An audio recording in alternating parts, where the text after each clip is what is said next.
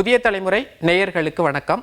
பணியில் இருக்கக்கூடிய ஆசிரியர்களுக்கான ஆசிரியர் தகுதி தேர்வை டீச்சர் ரெக்ரூட்மெண்ட் போர்டு அப்படின்னு சொல்லக்கூடிய ஆசிரியர் தேர்வு வாரியம் அறிவிச்சிருக்காங்க. இந்த தேர்வை யாரெல்லாம் எழுத முடியும், இதற்கான விண்ணப்ப கட்டணம் எவ்வளவு, இதற்கு எப்பெல்லாம் விண்ணப்பிக்க முடியும் உள்ளிட்ட எல்லா விஷயங்களையும் இந்த வீடியோவில் பார்க்கலாம். சரி, வாங்க வீடியோக்குள்ள போகலாம். டெட் தேர்வு, இதை டீச்சர் ரெக்ரூட்மெண்ட் போர்டு அப்படின்னு சொல்லக்கூடிய ஆசிரியர் தேர்வு வாரியம் நடத்துகிறாங்க. இந்த தேர்வுக்கான விண்ணப்பம் எப்போ தொடங்குது அப்படின்னு பார்த்தீங்கன்னா, இதற்கான விண்ணப்பம் ஆன்லைன் வழியாக மட்டும்தான் நம்மளால் விண்ணப்பிக்க முடியும் அப்படின்னு சொல்லியிருக்காங்க.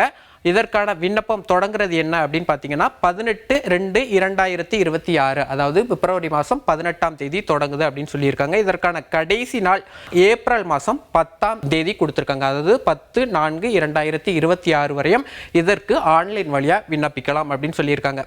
சரி, இதற்கு அடுத்தபடியாக அப்படின்னு பார்த்தீங்கன்னா, விண்ணப்பம் நம்ம செஞ்சாச்சு.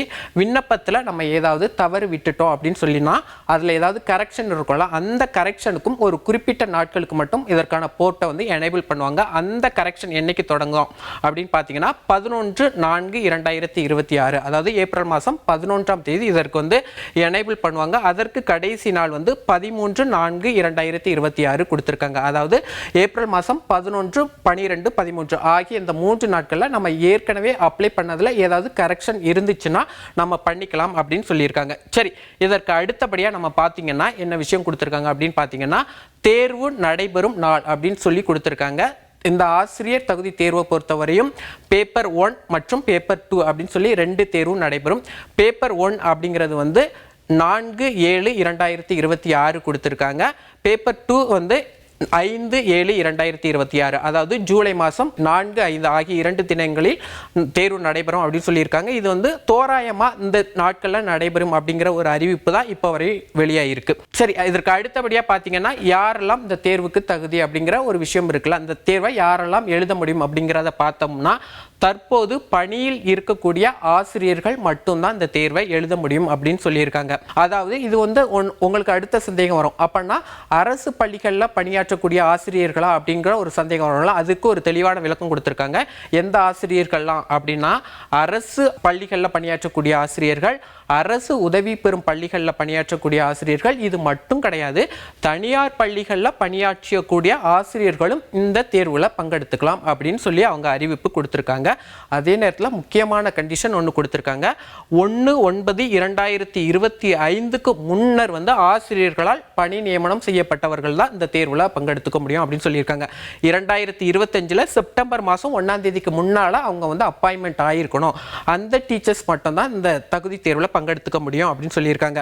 இது பகுதி நேர ஆசிரியர்களும் இந்த தேர்வில் பங்கெடுத்துக்கலாம். இதுக்கு மட்டும் கிடையாது, தொகுப்பூதிய அடிப்படையில் பணியாற்றுவாங்கல்ல சில பள்ளிகளில், அந்த ஆசிரியர்களும் இந்த தேர்வில் பங்கெடுத்துக்கலாம் அப்படின்னு சொல்லியிருக்காங்க.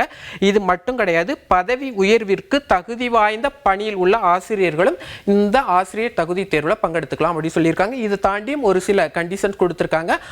இது டிஆர்பி, இதற்கான அதிகாரப்பூர்வ இணையதளத்தை நான் கடைசியில் கொடுக்குறேன். அந்த இணையதளத்தில் முழு விவரம் இருக்கும், அதில் நீங்கள் பார்த்துக்கோங்க.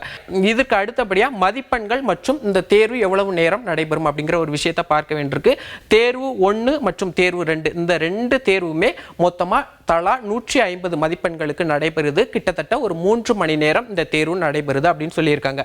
இதற்கு அடுத்தபடியாக நம்ம பார்த்தீங்க அப்படின்னு பார்த்தீங்கன்னா என்ன விஷயம் அப்படின்னு பார்த்தீங்கன்னா, தேர்வு கட்டணம் மிக முக்கியமான விஷயம். தேர்வு கட்டணம், இந்த இதற்கான தேர்வு கட்டணமாக அவங்க 600 ரூபாய் கொடுத்துருக்காங்க. அதே நேரத்தில் சிலருக்கு இந்த தேர்வு கட்டணம் குறைந்த அளவிலான கட்டணம் கொடுத்துருக்காங்க. யார் அப்படின்னு பார்த்தீங்கன்னா, SC ST கேட்டகரியில் வர்றவங்க, இது மட்டும் இல்லாமல் SC கேட்டகரியில் அருந்ததியர் பிரிவில் வர்றவங்க, மாற்றுத்திறனாளிகள், இவங்க எல்லாம் 300 ரூபாய் கட்டணம் செலுத்தி விண்ணப்பிக்கலாம் அப்படின்னு சொல்லியிருக்காங்க.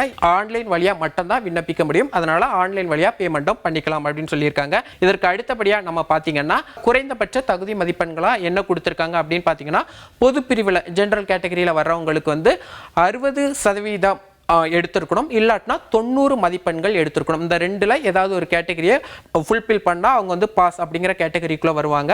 அதே நேரத்தில் பிசி கேட்டகரி, பிசியில் முஸ்லீம்ஸாக வர்றவங்க, இது மட்டும் இல்லாமல் MBC கேட்டகரியில் வர்றவங்க, DNC கேட்டகரியில் வர்றவங்க, பர்சன் வித் டிசபிலிட்டி BWT கேட்டகரியில் வர்றவங்களுக்கு 50% வாங்கியிருக்கணும், இல்லாட்டினா 75 மதிப்பெண்கள் வாங்கியிருக்கணும் அப்படின்னு சொல்லியிருக்காங்க. அதற்கு அடுத்தபடியாக நம்ம பார்த்தீங்கன்னா SC ST கேட்டகரி, இது மட்டும் இல்லாமல் SCயில் அருந்ததியர் கேட்டகரியில் வர்றவங்களுக்கு வந்து 40% அல்லது வந்து 60 மதிப்பெண்கள் வாங்கியிருக்கணும் அப்படின்னு சொல்லியிருக்காங்க. இந்த கேட்டகரியில் குறிப்பிட்டவங்க இவ்வளோ மதிப்பெண்கள் வாங்கினா மட்டும்தான் பாஸ் கேட்டகரிக்குள்ள வருவாங்க. இல்லாட்டினா வந்து அவங்க மறுபடியும் இந்த தேர்வை எழுதணும். சரி, இவ்வளோ விஷயம் இருக்கு. இது எல்லாம் பார்த்தாச்சு. இதற்கு அடுத்தபடியாக நம்ம ஹால் டிக்கெட் மிக முக்கியமான விஷயம். ஹால் டிக்கெட் வந்து நம்ம வந்து அதற்குரிய அதிகாரப்பூர்வ இணையதளமான trp.tn.gov.in இந்த இணையதளத்தில் போய் நம்ம டவுன்லோட் பண்ணிக்கணும் அப்படிங்கிற விஷயத்தை குறிப்பிட்டிருக்காங்க. அதற்கான ஒரு குறிப்பிட்ட நாட்கள் அவங்க சொல்லுவாங்க. அந்த நாட்களில் நம்ம டவுன்லோட் பண்ணிக்கிறோம். இது குறித்த அதிகாரப்பூர்வ தகவல்களையும் நீங்க பார்த்துக்கணும்னா இந்த இணையதளத்தில் போய் பார்த்துக்கோங்க. trp.tn.gov.in இந்த இணையதளத்தில் முழு விவரமும் கிடைக்கும். சரி, இவ்வளவு நேரம் நம்ம பார்த்தோம் ஆசிரியர் தகுதி தேர்வை எழுதுறதை பத்தி நம்ம பார்த்தோம். சரி, இந்த தேர்வை எழுதுனா நம்மளுக்கு நிச்சயமா டீச்சர் வேலை, அரசு வேலை, டீச்சர் வேலை கிடைக்குமா அப்படின்னு பார்த்தீங்கன்னா கிடைக்காது. இந்த தேர்வு யாருக்கு அப்படின்னு பார்த்தீங்கன்னா பணியில இருக்கக்கூடிய ஆசிரியர்களுக்கு தான். நான் ஆரம்பத்திலே சொன்னேன்ல, அதே மாதிரி பணியில இருக்கக்கூடிய ஆசிரியர்களுக்கு தான்.